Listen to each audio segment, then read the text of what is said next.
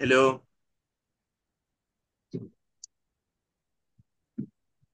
अब इस क्लास के अंदर हम पढ़ने वाली है वैदिक और लाल किताब।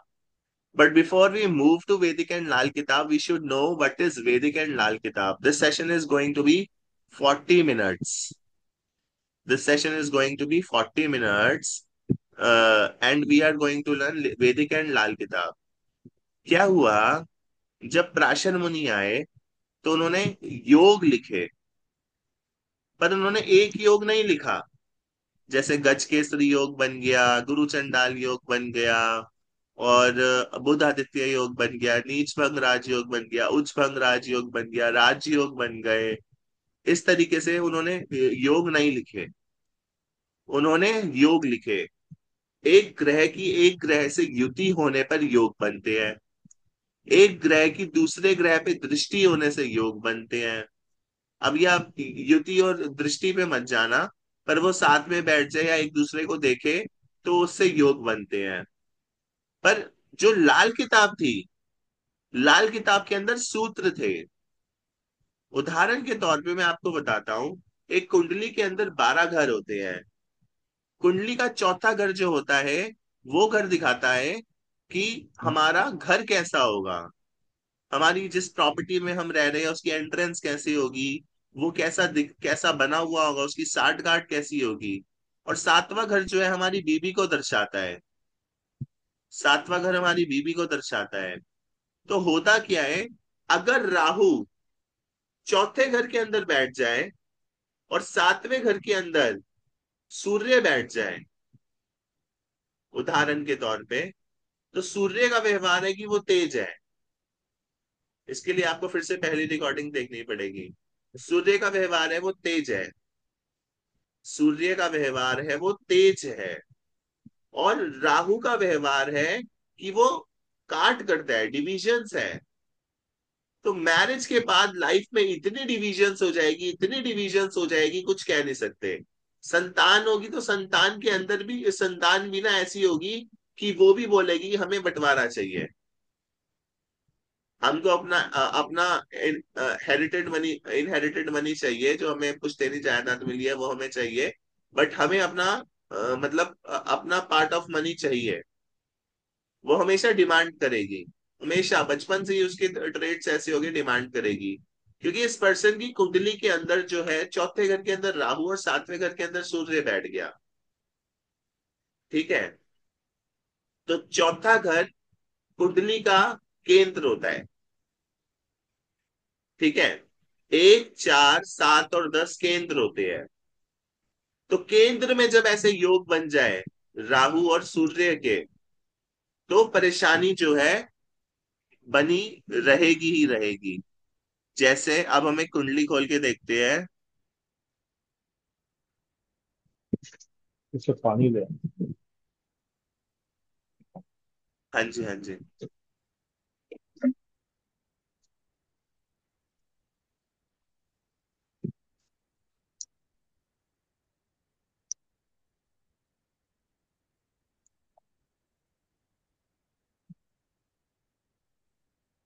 अब देखो ये कुंडली है,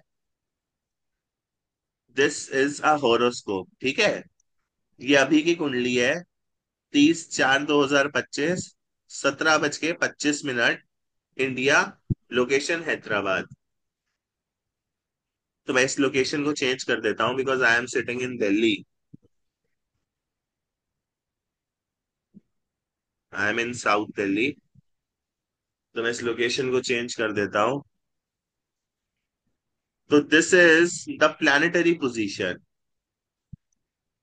this is the planetary position right now. अभी 41 ही हुए हैं, ये 15 मिनट पहले प्लानिटरी पोजीशन ऐसी थी। Let me also change the time.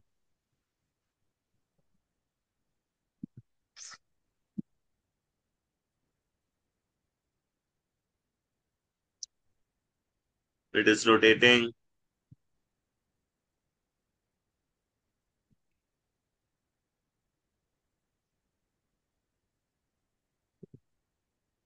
तो this is the planetary position right now. Okay, तो इस प्लानिटरी पोजीशन के अंदर देखो, हम वैदिक और लाल किताब समझ रहे हैं। ठीक है, इट इज वेरी सिंपल। हम्म। यहाँ पे आप देखो, सिक्स्थ हाउस के अंदर कितने सारे प्लैनेट्स बैठे हुए हैं। Rahu, Saturn, Venus and Mercury. Neptune we will not hmm. Consider. तो यहाँ पे चार प्लैनेट्स जो है साथ में बैठे हुए हैं। ठीक है। जब हम्म। तीन से ज्यादा, लाल किताब के सूत्र कहते हैं कि जब तीन से ज्यादा ग्रह की युति, युति मतलब कंजंक्शन, ये कंजंक्ट है, सारे इंजेक्शन। प्लैनेट एक मतलब एक घर में बैठे हुए हैं। ठीक है। ये छठे घर के ही परिणाम दे रहे हैं, पर इसमें युति कैसी हम्म। होगी? सैटर्न और राहु कंजंक्ट है। सैटर्न और राहु कंजंक्ट है। वीनस और मरकुरी कंजंक्ट है। अगर तीन से ज्यादा प्लैनेट्स की युति हो जाए तो उसका जो रिजल्ट होगा वो काफी ज्यादा डिवास्टेटिंग होगा उस नेटिव के लिए। पर यहाँ पे सैटर्न और राहु सिक्स्थ हाउस के रिजल्ट तो दे रहे हैं, पर वो कंजंक्ट नहीं हो रहे वीनस और मरकुरी के साथ में, क्योंकि सिक्स्थ हाउस की वॉल बीच में आ रही है। सिक्स्थ हाउस की वॉल बीच में आ रही है। ठीक है। इसको अगर नॉर्थ इंडियन से देखे तो देखते हैं क्या दिखाता है। नॉर्थ इंडियन से राहु सैटर्न एक तरफ हो गए, वीनस और मरकुरी एक तरफ हो गए। But south Indian hmm. Is more मतलब फ्रेंडली। तो यहाँ पे जो सैटर्न और राहु है, that they are in fifth house only, but they will give the result of sixth house more predominantly. और जो वीनस और मरकुरी है, they are in the sixth house. Venus and Mercury are in the sixth house, and they will give the result of the sixth house only. Okay. तो try to understand what is happening in this case. अगर दो से ज्यादा ग्रहों की युति एक घर के अंदर हो जाए, या तीन से ज्यादा ग्रहों की युति हो जाए, बकायदा तीन ग्रह बोले गए हैं, तो उसका जो रिजल्ट होगा वो काफी ज्यादा भयवान होगा, या बहुत ज्यादा परेशानी देने वाला होगा उस जातक के लिए। तो कॉल आ रहा है ऑफिस का, अटेंड करो। एक कॉल आ रहा है अच्छा, sir. I will wait, I will wait.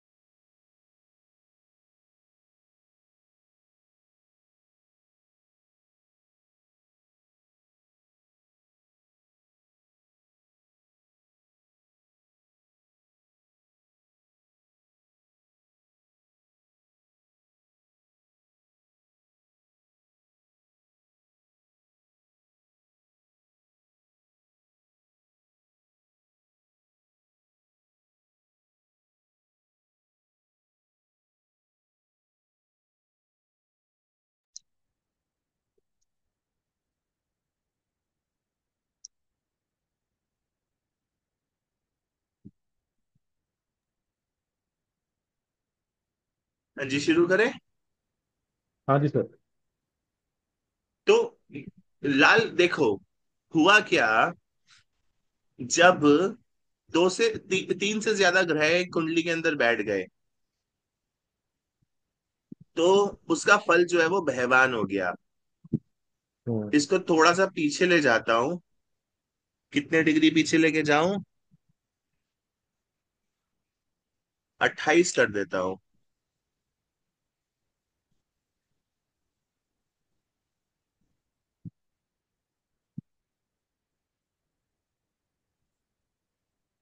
एक सेकंड बस, ये रोटेट हो जाए। My net is working fine, but ये इतना टाइम क्यों ले रहा है आज? तो वेबसाइट का इशू होता है कहीं, बस सर्वर में। हाँ। अब यहाँ पे देखो, चार प्लैनेट्स की युति हो गई है, एक दो तीन।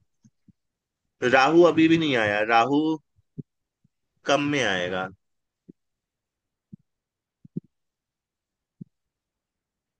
20 करके देखते हैं। अब देखो, हाँ। सेवेंथ हाउस के अंदर कितने सारे प्लैनेट्स आ गए। हम्म। सेवेंथ हाउस के अंदर कितने सारे प्लैनेट आ गए। तो इस पर्सन की मैरिज लाइफ बहुत ज्यादा प्रॉब्लमेटिक रहेगी। इस पर्सन की मैरिज लाइफ जो होगी बहुत ज्यादा प्रॉब्लमेटिक रहेगी। Are you able to understand what is Lal Kitab and वैदिक। तो यहाँ पे योग कैसे लास्ट। बनेंगे। शुक्र, शुक्र का बुध के साथ योग बनेगा। ठीक है। वीनस और शुक्र का बुध के साथ जब योग बनेगा, देखो वैदिक के अंदर ना ये योग बताए गए हैं, दशाओं के अंदर इन योगों को समझाया गया है वृत्राशर होरा शास्त्र में। जब शुक्र और बुध साथ में आएंगे, तो बुध बुद्धि का कारक है और शुक्र धन का कारक है। तो बुद्धि से धन अर्जित करेगा। इसके लिए आपको पहली रिकॉर्डिंग देखनी पड़ेगी बस। जो शुक्र है वो बुद्धि का कारक, शुक्र जो है वो धन का कारक है और बुद्ध बुद्धि का कारक है। तो वो बुद्धि से धन को अर्जित करे। हाँ। शुक्र शुक्र जो है एंटरटेनमेंट भी है, स्टॉक मार्केट भी है। तो स्टॉक मार्केट में पर्सन जो अगर डील करेगा तो बहुत ज्यादा डिप्लोमेटिक होगा अपने पैसे के साथ में। ठीक है। तो इस तरीके से इस कुंडली को देखा जाएगा। ठीक है। तो ये पर्सन की मैरिड लाइफ बहुत चैलेंजिंग होने वाली है इस टाइम पे। 17:20, 30 तारीख, चौथा महीना 2025, इस तारीख को जो पर्सन पैदा हुआ है ना, वो पर्सन की लाइफ जो है बहुत ज्यादा चैलेंजिंग होने वाली है। Are you able to understand what is Lal Kitab and वैदिक एस्ट्रोलॉजी। अब यहाँ पे लाल किताब का सूत्र है, तीन से ज्यादा ग्रह बैठेंगे तो that is going to give a devastating devastating behaviour. और यही वैदिक कहती है कि युति जो है, जो ग्रह है युति करेंगे तो वो युति पूर्ण रूप से नहीं कर पाएंगे। उसका जो रिजल्ट होगा ना वो काफी ज्यादा कंफ्यूजिंग होगा। क्योंकि जब इसका परमुटेशन एंड कॉम्बिनेशन बनेगा, तो जब आप इसका परमुटेशन एंड कॉम्बिनेशन देखोगे तो मैं आपको दिखाता हूँ यहाँ पे। प्लैनेट है Rahu, Saturn, Mercury and Venus, ये चार प्लैनेट बैठे हुए हैं साथ में। ठीक है। तो राहु के साथ में कौन कौन से प्लैनेट बैठ सकते हैं। राहु के साथ में सैटर्न बैठ सकता है, मरकुरी बैठ सकता है, वीनस बैठ सकता है। सैटर्न के साथ में राहु बैठ सकता है, मरकुरी बैठ सकता है, वीनस बैठ सकता है। मरकुरी के साथ में वीनस बैठ सकता है, राहु बैठ सकता है, सैटर्न बैठ सकता है। और वीनस के साथ में मरकुरी, राहु और सैटर्न, इतने सारे योग बन गए एक कुंडली के अंदर। तो आप खुद सोचो, मिक्स्ड रिजल्ट आएगा। इन दोनों का अगर योग बना तो इन दोनों का योग बनना रह जाएगा। अगर इन तीनों ग्रहों ने योग बनाया तो ये रह जाएगा। अगर ये एक दूरी पे होते, एक सामान्य दूरी पे होते ना एक दूसरे से, तो उसका फल मिलना वाजिब था, उसका फल मिल सकता था। बट यहाँ पे प्लैनेट्स जो है उनकी जो दूरी है वो दूरी नहीं है, प्लैनेट्स की दूरी नहीं है। तो उसका जो रिजल्ट है, प्लैनेट्स जो प्लैनेट्स है वो 100% नहीं दे पाएंगे।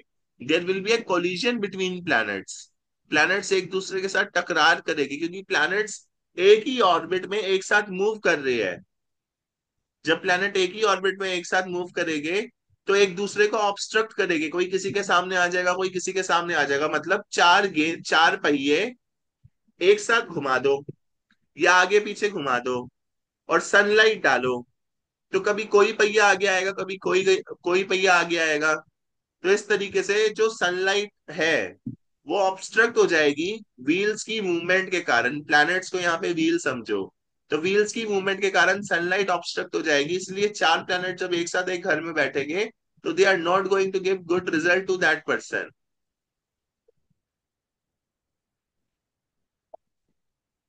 आई hope you are able to understand. This is so simple, this is Lal Kitab, this is Lal Kitab, there is nothing else. Lal Kitab में यही सूत्र है। लाल किताब के सूत्र कहते हैं कि पहले घर का सूर्य साधक को तेज देगा। अगर लगन में सूर्य बैठ जाएगा तो उसे तेज देगा।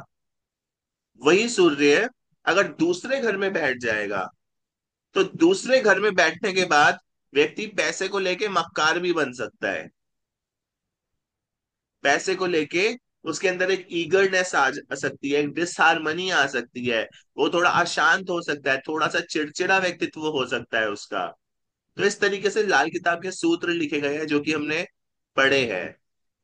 समझ रहे हो आप क्या लिखे गए हैं लाल किताब के सूत्र? यही वैदिक के अंदर योग बन जाते हैं। राजयोग, विपरीत या राजयोग, ग्रह की प्लेसमेंट को देखा जाता है।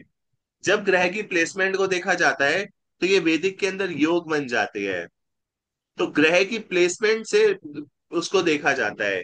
पर जब एक से ज्यादा ग्रह जब एक ही घर में बैठ जाएंगे तो वो नाश ही करेंगे, नुकसान ही करेंगे, पूर्ण पूर्ति नहीं करने देंगे। क्योंकि देखो, ये एक ऑब्जेक्ट है, ये दो ऑब्जेक्ट है, ये दो ऑब्जेक्ट है। तो यहां से सनलाइट आ रही है, यहां से सनलाइट आ रही है। तो ये जो सनलाइट आ रही है, जब ये दो ऑब्जेक्ट मूव करेंगे और ये पैरेलल में मूव करेंगे तो पीछे वाला ऑब्जेक्ट ढक जाएगा, उसके पास सनलाइट नहीं पहुंचेगी। ठीक है? उसके पास जो उसकी वाइब्रेशन है वो नहीं पहुंचेगी। तो चार प्लैनेट जब साथ में बैठ जाएंगे, राहु, सैटर्न, मरकुरी और वीनस, तो हर प्लैनेट सही तरीके से वाइब्रेट नहीं कर पाएगा। अगर ये बॉटल वाइब्रेट करने की कोशिश करे तो ये बीच में है। बट अगर ये फोन, मेरा ये फोन, अगर ये वाइब्रेट करने की कोशिश करे तो ये वाइब्रेट नहीं कर पाएगा मेरे हैंड के लिए। क्योंकि मेरा हैंड जो है इस बॉटल के कारण ऑब्स्ट्रक्ट हो रहा है। तो ये फोन चाह के भी वाइब्रेट नहीं कर पाएगा मेरे हैंड के लिए, क्योंकि मेरा हैंड इस बॉटल के कारण ऑब्स्ट्रक्ट हो रहा है। तो जब चार प्लैनेट्स एक साथ बैठ जाएंगे तो ऑब्स्ट्रक्शन होगा, प्रॉब्लम होगी उस पर्सन के लिए। ठीक है?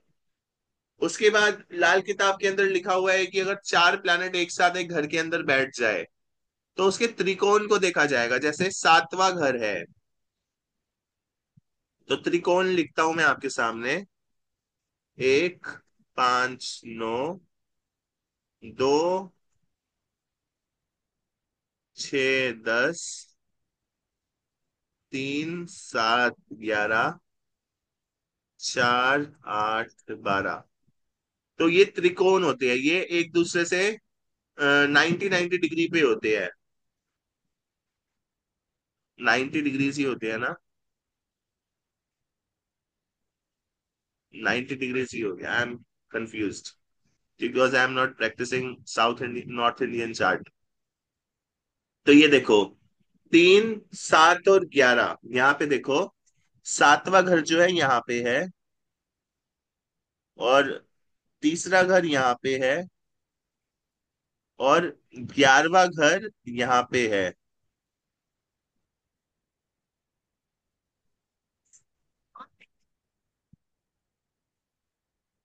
तो ये 3, 7, 11 बैठे हुए हैं। तो अब इसके लिए अब जो देखा जाएगा यहाँ पे, ये 3, 7, 11 को देखा जाएगा। तो सातवां घर 11वें घर के त्रिकोण में आ रहा है। ठीक है? तो सातवां घर जब 11वें घर के त्रिकोण में आएगा, तो त्रिकोण, ये बस याद रखना, ये त्रिकोण स्थान है कुंडली के। ये कुंडली के त्रिकोण स्थान है। तो जब ये 3, 7, 11, 11वें घर के अंदर तो मंगल बैठा हुआ है, हम्म मतलब सातवें घर के अंदर ये प्लैनेट बैठे हुए हैं। 11वें घर के अंदर मार्स बैठा हुआ है। तो Mars is the fifth planet.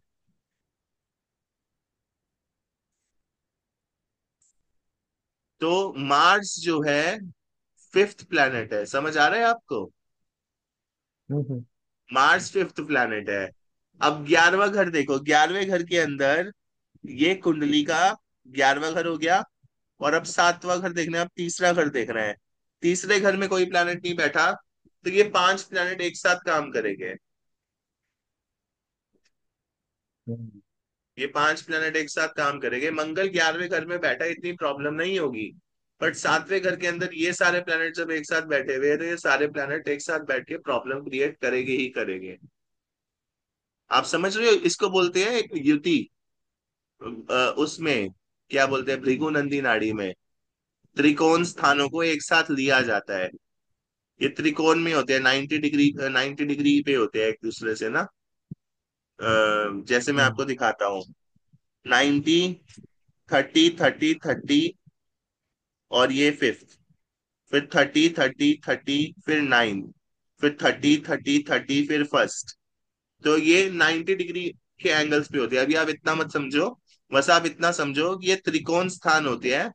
और ये जो त्रिकोण स्थान होती है ना कुंडली के, they are very very important. तो ये एक दूसरे के साथ युति करते हैं, और युति करके फल जो है वो फल देते हैं। 7वें घर में बैठा हुआ ग्रह 11वें घर के साथ युति करेगा, और तीसरे घर के साथ युति करेगा। ये तीनों फल मिलके देंगे। ये भृगुनंदी नाड़ी है, तो ये तो तीनों दोबारा फल बताइए मिलके वाला। देंगे। मैं फिर बताता दोबारा हूँ। बताना। जो हम्म। त्रिकोण के घर होते हैं वो मिलके फल देते हैं। हम्म। केंद्र के घर भी मिलके फल देते हैं। जो केंद्र के घर होते हैं वो होते हैं पहला घर, चौथा घर, 7वां घर और बात 10वां को। घर। ये वैदिक है। केंद्र के घर भी मिलके फल देते हैं। कभी कभी हमें देखना है कि इस पर्सन की मैरिड लाइफ कैसी होगी, तो हम 7th हाउस देखेंगे। पर फर्स्ट, फोर्थ, 7th और 10th हाउस भी देख सकते हैं। First, fourth, 7th and 10th house भी देख सकते हैं। इंटरेस्टिंग। It is easy. हमने कुछ नहीं सीखा, बस हम्म। हमने देखा कि किस तरीके से प्लैनेट जो है एक दूसरे के साथ बैठेंगे तो वो ऑब्स्ट्रक्ट करेंगे।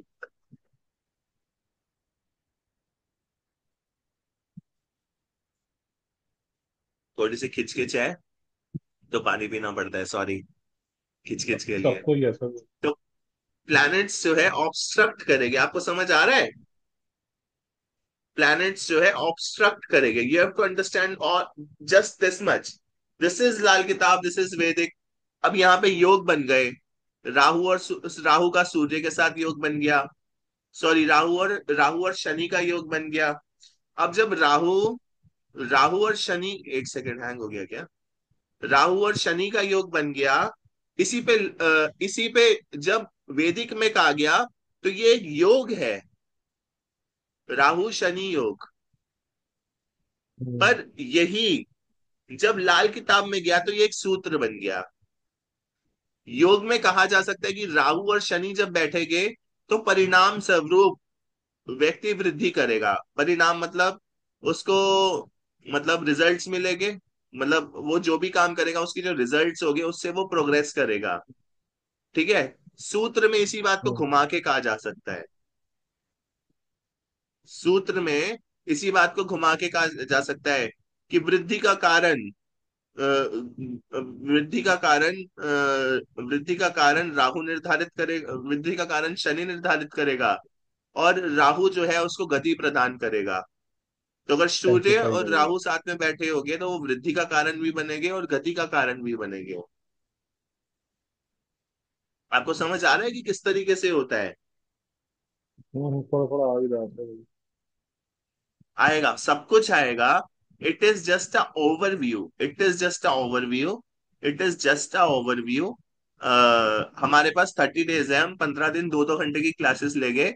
उसके बाद आगे के 15 दिन 1-1 घंटे की क्लासेस लेके, जिसमें सिर्फ कंसल्टेशन करेंगे। इन 15 days everything will be clear and covered. In 15 days everything will be cleared and everything will be covered. Okay. तो यही योग बन जाते हैं, यही सूत्र बन जाते हैं। बस आप ये त्रिकोण और केंद्र याद रखो। और इसके साथ में आप एक चीज और याद रखो, 6, 8 और 12। 6, 8, 12 घर याद रखो। 6, 8, 12 घर जो होते हैं वो मिलके मिलके रिजल्ट देते हैं। अगर कुंडली का छठा घर भी खराब है, आठवां घर भी खराब है, तो बारहवां घर भी रिजल्ट नहीं देगा। समझ आ रहा है आपको? अगर छठा घर भी हम्म। खराब है, आठवां घर भी खराब है, तो बारहवां घर रिजल्ट नहीं देगा। ठीक है? तो उसमें देखना, देखो कुंडली का कोई भी घर जो होता है खराब नहीं होता। ग्रह हम्म। कोई भी बैठा हो वो रुकावट पैदा कर सकता है, पर वो खराब नहीं करेगा।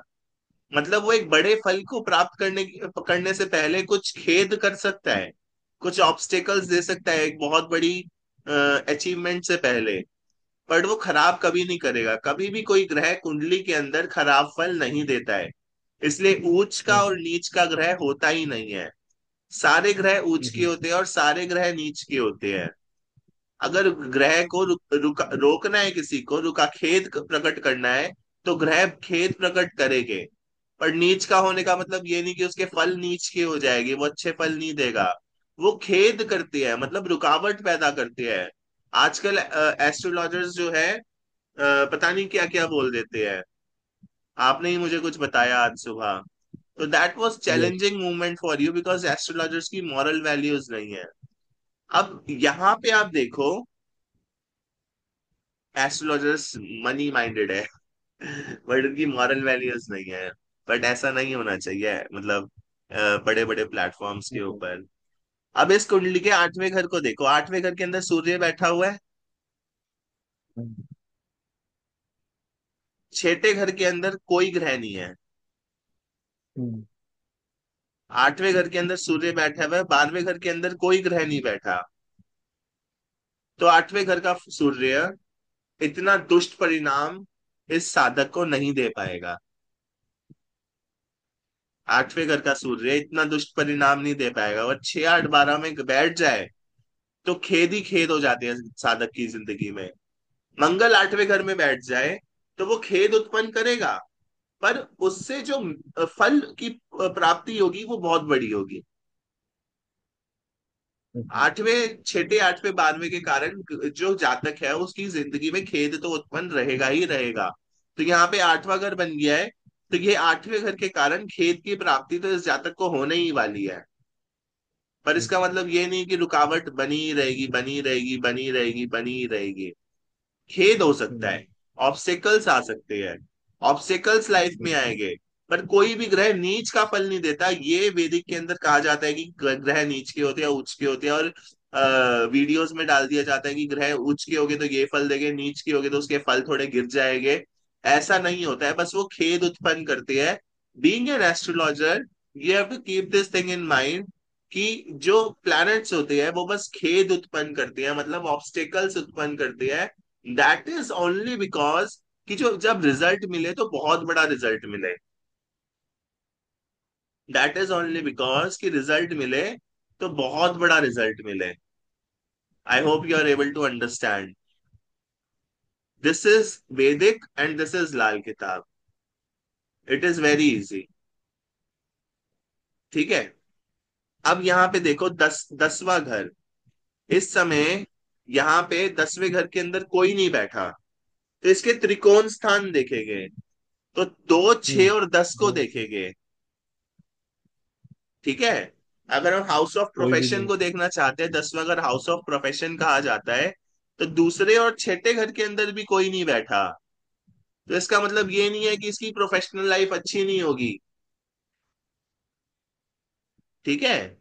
इसका मतलब ये नहीं है कि इसकी लाइफ प्रोफेशनल लाइफ अच्छी नहीं होगी। यहाँ पे क्या हो जाएगा, राशि स्वामी को देखा जाएगा। हम्म। राशि स्वामी को देखा जाएगा। तो अब इसको मैं मिटा देता हूं। सर एक बात थी। जैसे मान लीजिए सातवें घर में सूर्य है, ठीक है। तो चलो सातवां घर भी नहीं, पहले घर में केतु है इसके, ठीक है। तो पहला घर जो होता है एरीज मेष राशि का होता है। और मेष का जो वो होता है गॉड होता है मास। तो इससे रिलेशन भी वो निकाल सकते हैं। पहला घर मेष राशि का काल पुरुष की कुंडली के अंदर होता है, पर इस कुंडली के हाँ। अंदर पहला घर जो है वो कौन सी राशि है? वो है वर्गो, कन्या। अच्छा। ये देखो यहाँ पे लिखा हुआ है ना, हाउस आईडी 1, हाउस हम्म। आईडी 1 और साइन वर्गो। तो वर्गो हम्म। साइन के अंदर बैठा हुआ है। इसी को अगर आप साउथ इंडियन चार्ट के अंदर देखो, नॉर्थ इंडियन चार्ट के अंदर देखोगे, तो ये 6 नंबर की राशि है। हम्म। ये राशि होती है यहाँ पे, और वहां पे हाउसेज होते हैं। वहां यहाँ पे हम्म। जो है ना, हाउसेज फिक्स्ड है। First house, second house, third house. और यहाँ क्या पे जो राशियां है फिक्स? राशि फिक्स्ड है। साउथ इंडियन में राशि फिक्स्ड है। ये एरिस होती है, ये टॉरस होती है, ये जेमिनी होती है। फिर चलती रहती है वर्गो, सेजिटेरियस, कैप्रिकॉन, एक्वेरियस स्पीसीज, ये ऐसे चलती है। यहाँ पे पहला घर जो है, पहला घर, पहला घर कौन सी राशि में बैठा है? वर्गो राशि में बैठा हुआ है। इस चीज को ध्यान दो, ठीक है। ओके। पहला घर ओके, वर्गो अगर राशि में हमें बैठा हुआ है। साउथ इंडियन को कन्वर्ट करना होगा तो हमको वर्गो से स्टार्ट करना पड़ेगा पहला दिन। ये अगर ये साउथ इंडियन को नॉर्थ हाँ बोलिए। साउथ इंडियन को अगर नॉर्थ इंडियन को में मैनुअली अगर कन्वर्ट करना होगा तो हमको ये देखना पड़ेगा, जैसे पहला वर्गो है तो पहला हाउस वर्गो से स्टार्ट करेंगे हम। हाँ, ये यहाँ पे आप देख सकते हो, साइन वर्गो। हम्म। ये वर्गो होता है, देखो मैं आपको बताता हूँ। ये होता है एरिस, ये होता है टॉरस, ये होता है जेमिनी, ये होता है कैंसर, ये होता है लियो, हाँ, ये होता है वो वर्गो। मेरे को पता है। वो यहाँ पे मैंने ये खेती हमेशा की थी। एरिस रहेगा, ये हमेशा एरिस रहेगा। यहाँ पे राशियां मूव नहीं करती, यहाँ पे हाउसेस मूव करते हैं। हाउसेस मूव साउथ इंडियन करते हैं, चार्ट ठीक। के, नॉर्थ इंडियन चार्ट के अंदर हाउसेस मूव नहीं हाउसेस करते, फिक्स। राशिज मूव करती है। हम्म। नॉर्थ इंडियन चार्ट इतने ज्यादा रीडेबल नहीं होते जितने ज्यादा रीडेबल साउथ इंडियन चार्ट होते हैं, क्योंकि हम केपी एस्ट्रोलॉजी भी सीखेंगे। तो उसके अंदर जो नॉर्थ इंडियन चार्ट्स है, वो इतने ज्यादा रीडेबल नहीं होते। नॉर्थ इंडियन चार्ट में प्लैनेट सही से नहीं आते। जैसे इसमें ही देखो, 6th हाउस के अंदर कितने सारे प्लैनेट्स आ रहे हैं, 7th हाउस में। ये इसी सेवन को मैं तो हाँ। नॉर्थ इंडियन कर देता हूँ। तो यहाँ पे 6th हाउस के अंदर चले गए, और 7th हाउस के अंदर सिर्फ सन दिखा रहा है। हाँ। देख रहे हो आप? हम्म। तो this is the problem with north Indian chart. ये सारे प्लैनेट 7th हाउस के रिजल्ट्स देंगे, ना कि 6th हाउस के रिजल्ट देंगे। पर साउथ इंडियन कह रहा है कि वो 6th हाउस में बैठे हैं, बट ये सारे प्लैनेट्स 7th हाउस के रिजल्ट्स पहले देंगे। 6th हाउस में बैठे जरूर है, पर रिजल्ट सेवेंथ हम्म। हाउस के देंगे। नॉर्थ इंडियन चार्ट जो होती है इतनी ज्यादा कंपैटिबल नहीं होती है। उनकी एक लिमिट होती है। पर साउथ इंडियन चार्ट जो होते हैं केपी एस्ट्रोलॉजी के लिए बहुत अच्छे होते हैं, नक्षत्र नाड़ी के लिए। अगर आप पढ़ना चाहते हो तो नॉर्थ इंडियन चार्ट को नहीं, साउथ इंडियन चार्ट को स्टडी करो। आपके डाउट्स? नहीं, अभी तो नहीं है कोई। आपको समझ आ रहा है यहाँ तक? लाल किताब और वैदिक में योग कैसे बने, त्रिकोण कैसे बने, केंद्र स्थान कैसे बने, और 6 8 12 का क्या रोल होता है। 6 8 12 थोड़े हाँ। दुष्टाना घर होते हैं। और किस तरीके से हम्म। सूत्र योग में बदल जाते हैं, योग सूत्र के अंदर बदल जाते हैं। वही योग बन जाता है, वही सूत्र बन जाता है। 3 से ज्यादा ग्रह एक घर में बैठेंगे तो वो प्रॉब्लम्स देगे ही देगे। लाइफ में एक्सेलरेट कर की कोशिश करेगा पर्सन, बट एक्सेलरेट कर नहीं पाएगा। सडन अनइवन इवननेस जो है लाइफ के अंदर रहेगी। सडन चैलेंजेस जो है लाइफ के अंदर रहेंगे, ठीक है। और यहाँ पे आप सब तो कुछ सर रीड ये कर सकते हो, चार्ट के अंदर ही रीड कर सकते हो। ये बहुत आसान है। ये चार्ट दिया ये हुआ है, जो ये पूरा का केंद्र पूरा चार्ट। हाँ सर, ये केंद्र, त्रिकोण और दुष्ट दृष्टि वाले जो 6 8 12 होते हैं, ये लाल किताब में भी सेम होंगे और एस्ट्रोलॉजी में भी सेम होंगे, वैदिक में? यस। 6 8 12 घर कुंडली के अच्छे घर नहीं माने जाते।